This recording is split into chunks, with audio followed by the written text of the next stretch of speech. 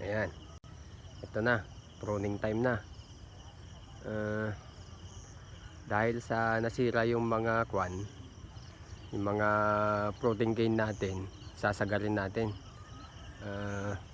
Gaya nito, pumutok na yung kwan, yung bad eye. Kaya ang gagawin natin ngayon dyan, sasagad natin dito para etong bad eye na yan pwersahin natin lumabas. Ganun din dito, ito. Dahil sa ganyan ang nangyari dito sa mga protein kain natin, pumutok yung mga bad eye nya. Kaya ang pwersahin natin palabasin ngayon, etong bad na to. Bad eye na yan. Ganyan din dito sa kabila. Ayan. Ayan. Ito. Diba? Tapos, ang ginawa natin dati dito, ang iniwan nating haba 1.5. Ngayon gagawin nating 1 metro na lang. Tapos ganun din sa kabila. Dahil sa nasira yung mga protein cane, ganun na lang ang gawin natin. Tara, umpisan natin mag-pruning. Ito. Dito banda maganda pa kaya lang sagarin na lang natin. Palabasin natin yung mga yan. Yan yung ipepwersa natin lumabas.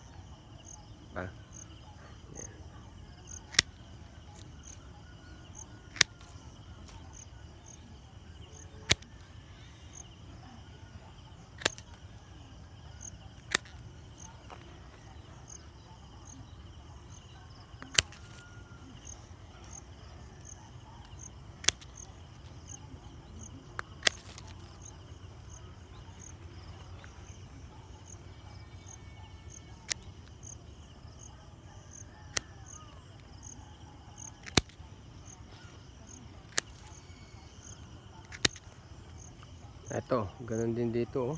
Lumabas na yung kwan. Puputak na yung bad eye. Kaya hanggang dyan na lang natin kwan. Putulin na lang natin dito. Ayan.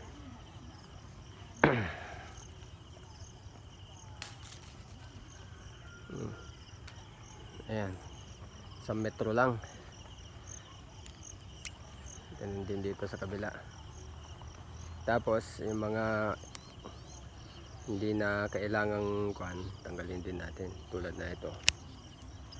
Diyan pinutol natin diyan dati Tapos nag-split na diyan.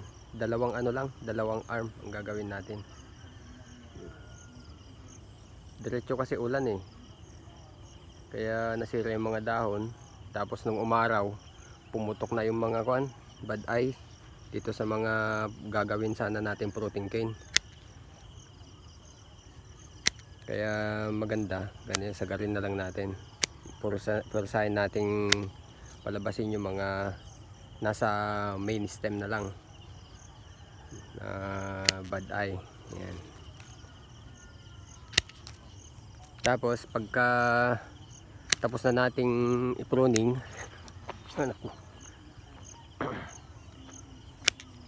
mga mamayang hapon, yung mga malamig na, medyo malamig na, mag-apply tayo ng ng Dormex para sigurado mag-bad break lahat. May natira pa ako dun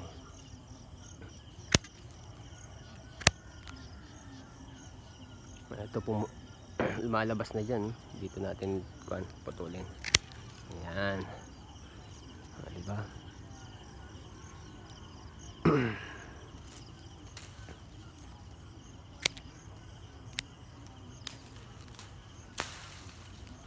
Pangit ang nangyari dito sa natin.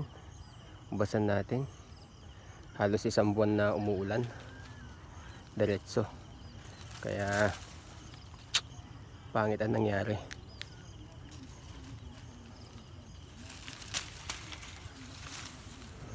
Ayan. Nakapag-pruning na din pala ako dyan. Ayan.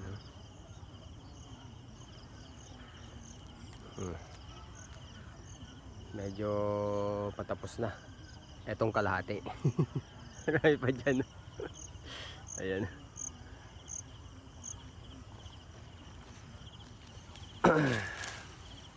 Yung mga cuttings pala wala na.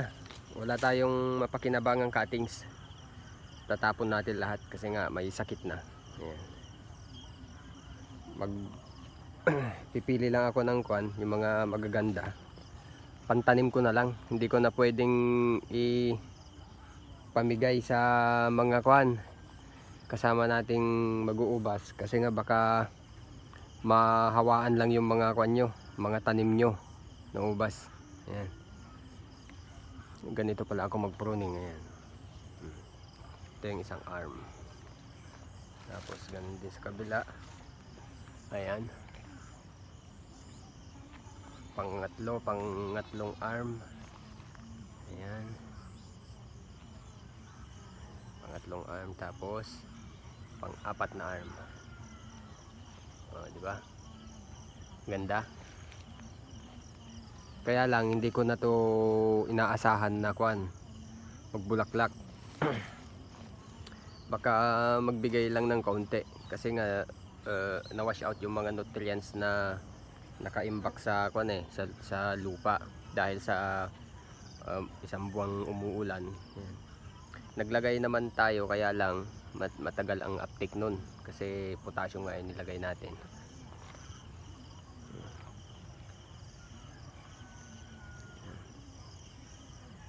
Ganun din sa kabila. Ayan. Yan yung mga kuha natin, rotting arm. Nag-iwan tayo ng mga 5 to 6, 3 to 6 na bad eye. Lahat ng kuha. Ayan. Tapos yung cotton candy. Ito na ang sunod natin pruningan. Sige, bye-bye muna. Tapusin ko lang tong kalahati ng kuan. Pupruning natin. Sige.